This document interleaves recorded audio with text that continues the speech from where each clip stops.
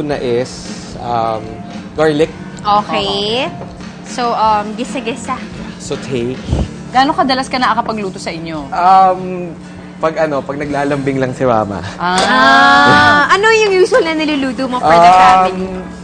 Si Mama kasi madali lang, simple lang siya pakainin eh. Like, normal na lutong bahay. Okay. Pag medyo fancy na ng konti yung niluluto, medyo nasa shock na siya Ayaw na na, parang bakit may ganyan. May masyadong paandar.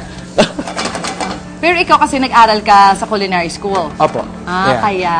Tapos after nung garlic chicken, So, ito, Boiled and shredded.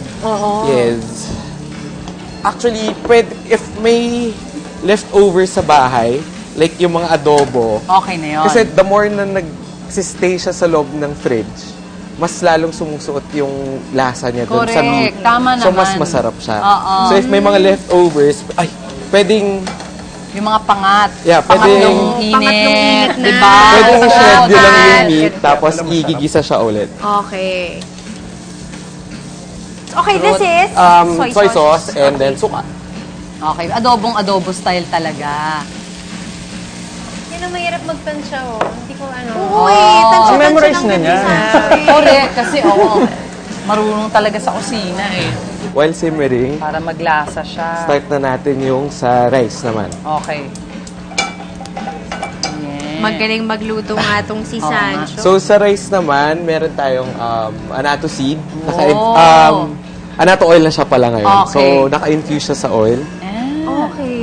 So, first, yung muna yung Para may natin. kulay, Yan ba yung ano? atsuete? Oh, atsuete Yes, yan, ano? atsuete. Oo. Tapos ilulubog mo lang sa oil? Yes. Or pwede mo siyang i-heat para ma-infuse siya dun sa Sa oil. oil. Okay. Yeah, and then, after saute ulit tayo ng onion. Ikaw ba may pangarap mo ba, Sancho, na magtayo ng restaurant? Kasi, meron naman pong balak, pero hindi muna sa ngayon. Okay. Ano ang focus mo ngayon? Hindi ko pa sure eh. Ayun. At least aminado. Hinahanap mo pa yung Oo. sarili mo, parang ganyan. Kasi yung masaya din naman magluto. Ay, hard pala garlic. Yan. Okay. Tapos, sama na rin yung crab fat.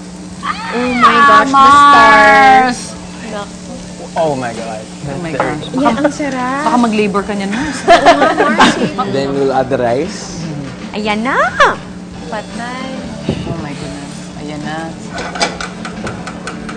Tapos, never ever forget na season yung pagkain. Aha.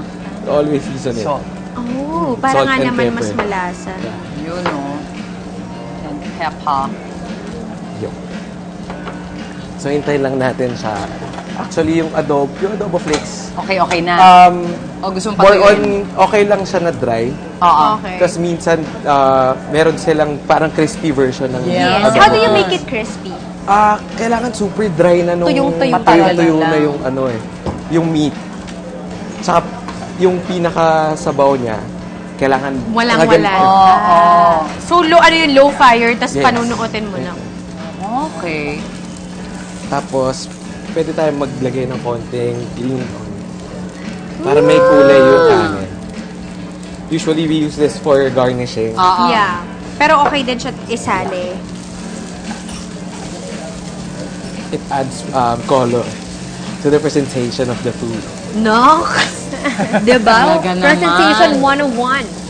Ibat muna natin siya ng container. Okay. Because you have to cook the egg.